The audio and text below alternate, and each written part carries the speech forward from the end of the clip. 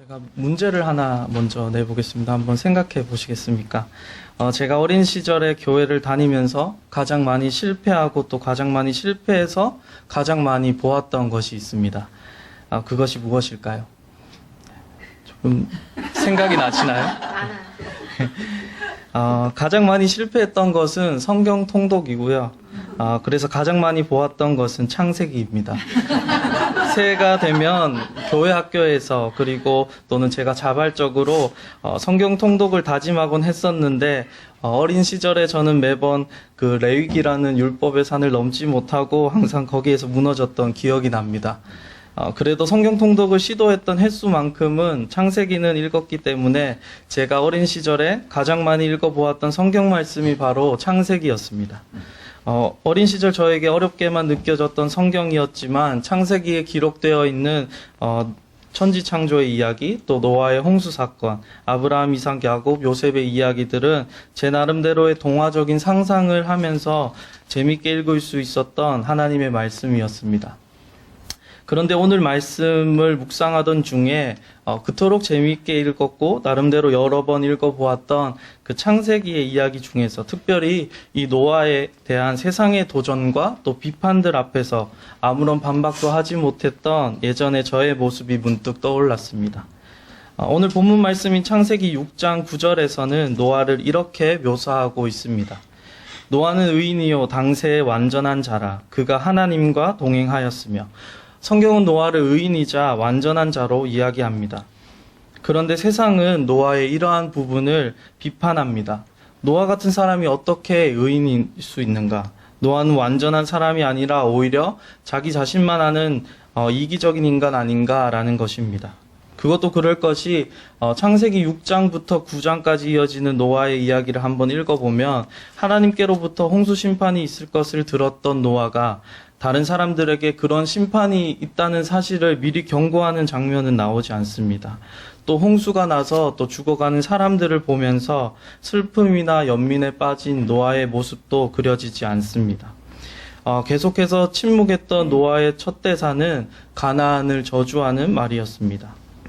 이 때문에 노아는 의인이 아니라 이기주의적인 냉혈한이라는 세상의 비판을 받습니다.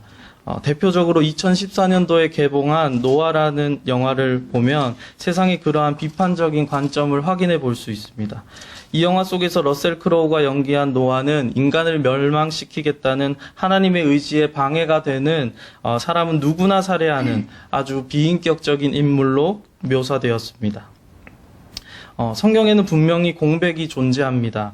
시간의 순서에 따라 일어났던 모든 사건들과 성경 속에 등장하는 인물들의 모든 말들이 기록되어 있지는 않습니다.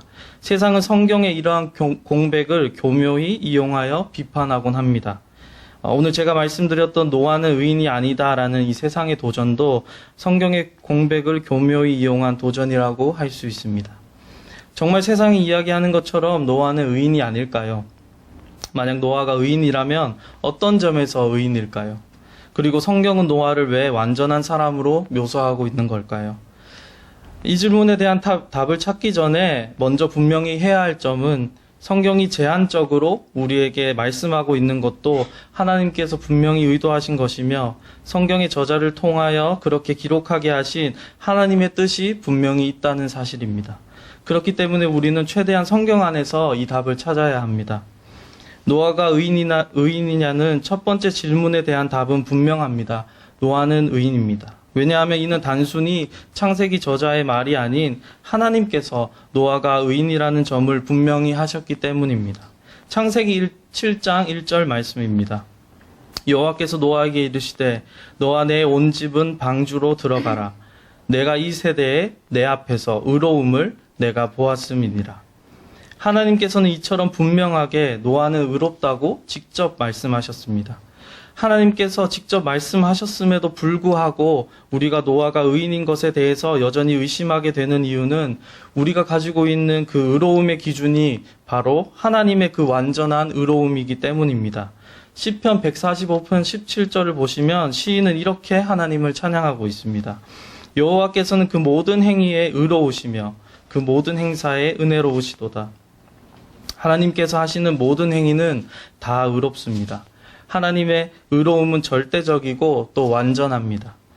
의의 유일한 기준은 하나님의 성품과 그의 뜻이며 완전한 의미에서의 의는 오직 하나님 한 분뿐입니다. 그런데 성경을 보면 하나님 외에도 의롭다고 불리는 많은 인물들이 등장합니다. 그런데 그 인물들의 면면을 한번 자세히 살펴보면 하나님의 그 의로움과 완전히 일치하는 사람은 없다는 것을 발견하게 됩니다. 그럼에도 불구하고 성경은 많은 경우에 의롭다고, 그 인물들을 의롭다라고 이야기하고 있습니다. 예를 들어 보겠습니다. 신명기 25장 1절을 보시면 재판에 승소한 사람을 의인이라고 말하고 있는 것을 보게 됩니다. 또 사무엘상 24장 17절에서는 바울이 사울 왕에게 쫓겼을 때 사울 왕을 죽일 수 있는 기회가 왔음에도 다윗이 그를 죽이지 않자 사울 왕은 다윗을 의롭다라고 이렇게 이야기합니다. 이런 경우들을 종합해 보면 성경에서 어떤 인물을 의롭다라고 이야기할 때 우리가 생각하는 것처럼 어떤 윤리적으로 아무런 죄가 없다든지 하나님과 일치하는 그런 의로움을 가졌기 때문에 그 사람이 의롭다라고 이야기하는 것은 아니라는 점을 발견할 수 있습니다. 성경은 특정 사건이나 특정 행위와 연관해서 어떤 한 사람을 의인이라고 말합니다. 창세기 15장 6절을 보시겠습니다. 아브라함이 여호와를 믿으니 여호와께서 이를 그의 의로 여기시고, 여기에서 아브라함의 의는 하나님과 같은 절대적인 의로움이 아니라 하나님의 약속을 신뢰하는 그의 믿음으로 인한 의입니다. 하나님께서는 아브라함의 믿음을 보시고 그를 의롭다고 하셨습니다. 따라서 노아의 어떤 점 때문에 성경에서 지금 그를 의인으로 묘사하고 있는지, 또 하나님께서 그를 의인이라고 하셨는지 우리는 노아의 스토리 속에서 일어나는 사건과 또 노아의 행위를 통해서 발견해야 합니다. 하나님께서는 노아의 어떤 점을 보시고 그를 의인이라고 하셨을까요? 창세기 6장 3절을 보시면 홍수 심판이 있기까지 인간들에게 남아있는 시간이 120년이라는 사실을 알 수 있습니다. 이 120년이라는 긴 시간 동안 노아는 하나님께서 하신 명령에 어떠한 반론이나 의문도 제기하지 않고 묵묵하게 다 수행했다는 사실을 성경을 통해서 발견할 수 있습니다. 이와 같은 사실은 창세기 6장 22절, 그리고 창세기 7장 5절, 창세기 7장 9절, 그리고 창세기 7장 16절에 잘 기록되어 있습니다. 제가 슬라이드를 준비해 봤는데요. 한번 참고해 보시면 되겠습니다.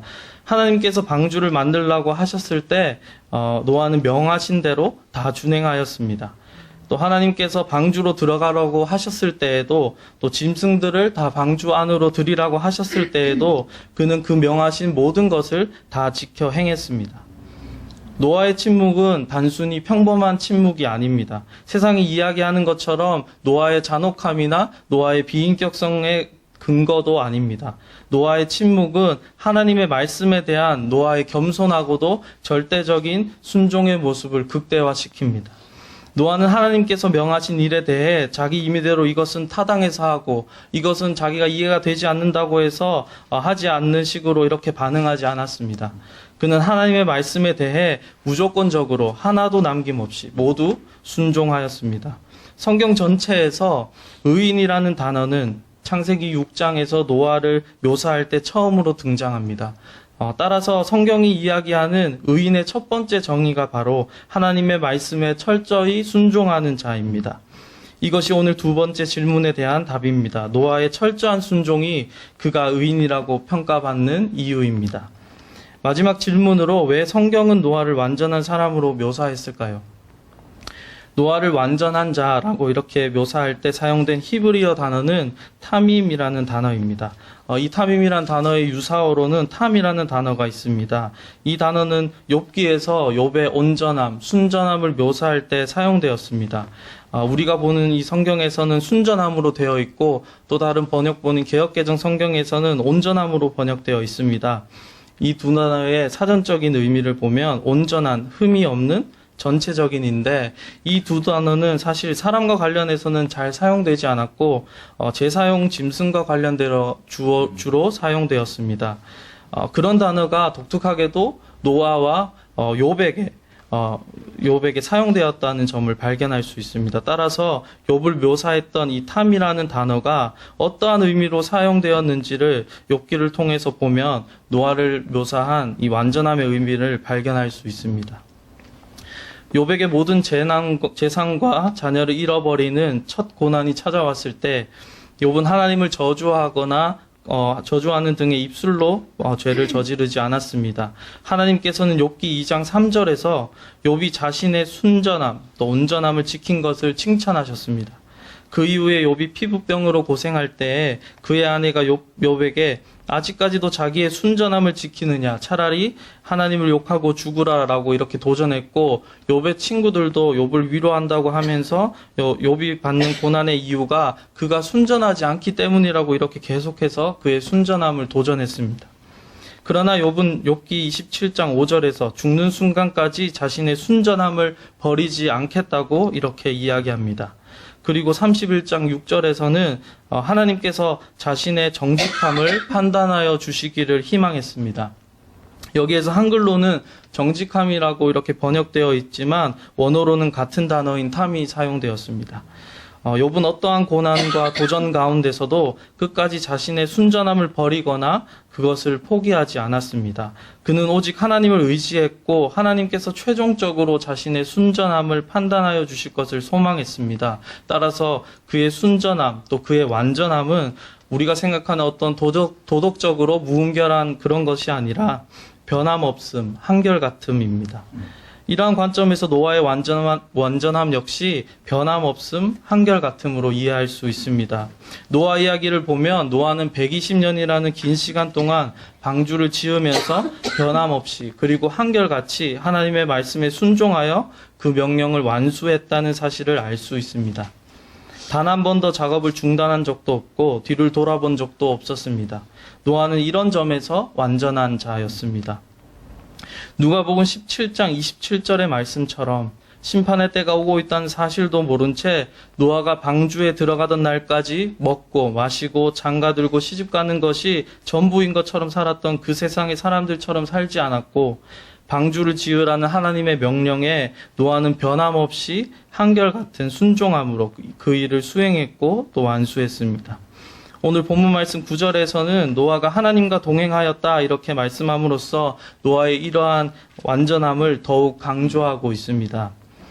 오늘 본문 말씀 11절과 12절 그리고 같은 장에 있는 5절에서는 노아의 시대와 노아의 시대를 살았던 그 세대를 이렇게 묘사하고 있습니다.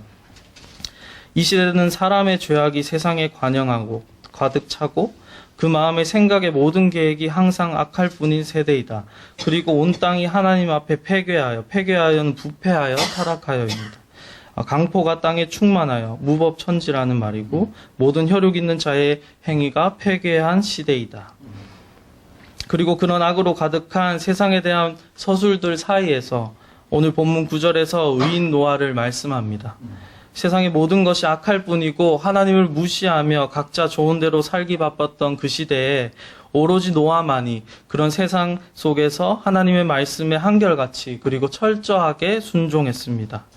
하나님의 말씀에 순종하는 의인이었던 노아 한 사람을 통하여 결과적으로 이 땅에 수많은 생명이 보존되었고 구원을 받게 되었습니다. 그리고 하나님께서는 노아와 언약을 맺으심으로 그 구원의 역사를 확정하셨습니다. 창세기 9장 11절 말씀입니다.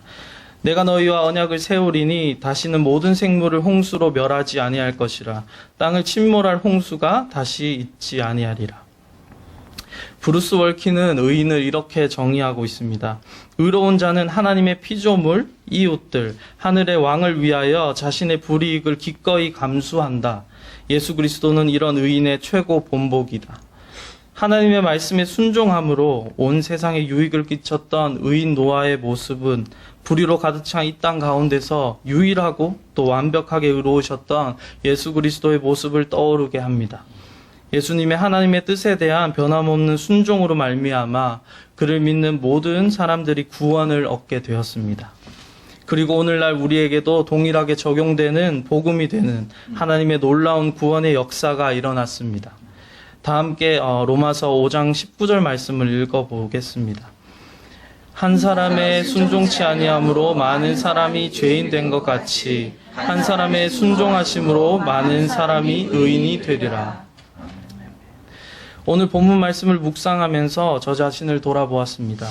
지금 나는 무엇을 보며 살아가고 있는지, 무엇을 중요하게 생각하며 살아가고 있는지, 또 이 세상에서 잘 살기 위한 방법을 어디에서 찾고 있었는지 스스로를 돌아보게 되었습니다. 노아의 시대, 그리고 노아의 시대를 살았던 그 세대처럼 심판의 날이 다가오고 있음에도 마지막 날이 확실하게 다가오고 있다는 것을 전혀 알지 못하고 먹고 마시고 장가들고 시집가는 것이 전부인 것처럼, 마치 눈앞에 보이는 것이 나의 전부인 것처럼 그렇게 세상에 흘러가는 대로 그 이름에 휩쓸려 살고 있지는 않았었는지를 돌아보며 반성하게 되었습니다. 세상은 점점 더 하나님의 말씀을 배척합니다. 세상 사람들은 그런 방법으로는 이 땅에서 제대로 잘 살 수 없다고 이야기하면서 하나님의 말씀에 순종하는 많은 그리스도인들을 비웃습니다. 그런 세상의 풍조에 때로는 흔들리기도 하고 또 타협하며 휩쓸리기도 합니다. 하지만 하나님께서는 노아를 통하여 분명하게 말씀하십니다. 죄악으로 가득 차고 온 땅이 하나님 앞에 패괴하여 강포가 충만한 지금 이 시대 가운데 하나님을 믿는 성도들은 하나님의 말씀에 끝까지 순종하는 자로 살아가야 한다고 말입니다. 하나님께서는 그의 말씀에 순종하는 의인들을 통하여 이 땅 가운데 하나님의 구원의 역사를 확장시키실 것이라고 말씀하십니다. 저와 여러분 모두가 먼저 하나님의 말씀에 철저하게 순종하는 그런 사람들이 되기를 소망합니다. 노아라는 그 이름의 뜻은 안위하리라, 즉 위로라는 뜻입니다. 우리 모두가 하나님께 순종함으로 악으로 가득 찬 이 세상의 노아가 이 세상의 위로가 되기를 소망합니다. 변함없는 철저한 순종함으로 많은 사람들을 의인되게 하셨던 예수 그리스도처럼 우리도 하나님의 말씀에 대한 철저한 순종함으로 이 세상을 향한, 그리고 우리나라를 향한, 우리가 속한 가정과 교회와 그 밖의 여러 공동체를 향한 의의 통로가 되기를 이 시간 간절히 소망합니다.